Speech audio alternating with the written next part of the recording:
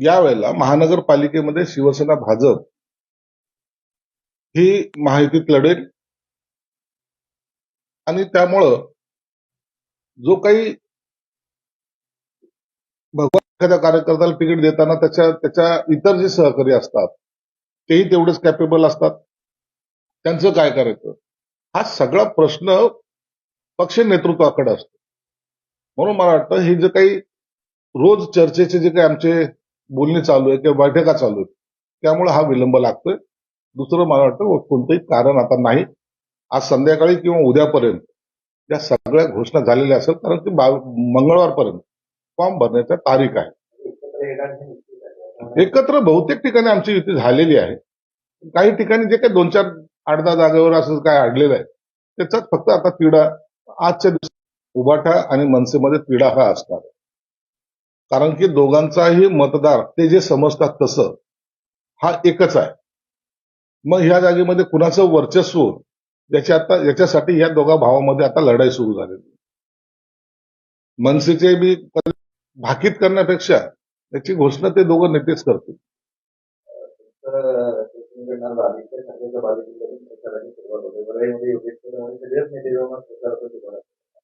वरळी हा आमच्यासाठी काही महत्वाचा विषय नाहीये.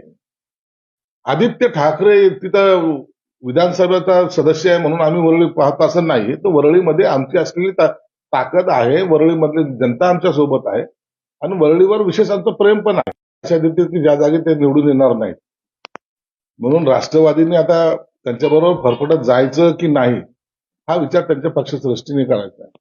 16 जागांमधल्या बहुतेक जागा कोणत्या आहेत हे जेव्हा ते घोषणा करतील ना तेव्हा आपल्या लक्षात येतील की कोणत्या जागेवर त्यांनी या दिलेल्या आहेत.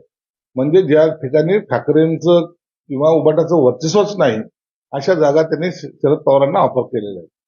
पुण्यामध्ये भाजपकडून रवींद्र दंगेकरांची कोंडी करण्यात आली. दंगेकरांच्या मुलाची जागा असलेला प्रभाग भाजपाला सोडणार नाही आणि दंगेकरांचा मुलगा या ठिकाणी त्यांना प्रभाग सोडणार नाही आणि दंगेकरांचा मुलगा अपक्ष लढणार आहे. दंगेकरावर अन्याय होणार कार्यकर्त्या हा टिकला पाहिजे, मजबूतीने उभा राहायला पाहिजे ही आमची भूमिका आहे. म्हणून दंगेकरांशी एकनाथ शिंदे साहेब स्वतः बोलतीलही आणि त्यावर एक योग्य तो निर्णय सुद्धा घेतील. यामध्ये भाजपाने वाढलाय. आज मुंबईत फडणवीस आणि शिंदेची बैठक होण्याची शक्यता आहे. जागा वाटपाचा वाद आज मिटणार आहे. सध्याला फडणवीस साहेब आता नागपूरला आहेत, शिंदे साहेब ठाण्याला आहेत.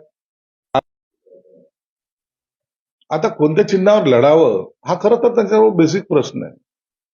जर एका चिन्हावर दोघांनी लढायचं ठरवलं तर तो दुसरा पक्ष एका पक्षाचा दुसऱ्या पक्षामध्ये विलीन होईल असा त्याचा अर्थ होतो. म्हणून ते संकट त्यांच्यासमोर निश्चित आहे. परंतु शरद पवार साहेब आहेत त्या संकटावर मात करून योग्य तो दोघांचा काय निर्णय घेतात याकडे तुमचं आणि आमचंही लक्ष आहे.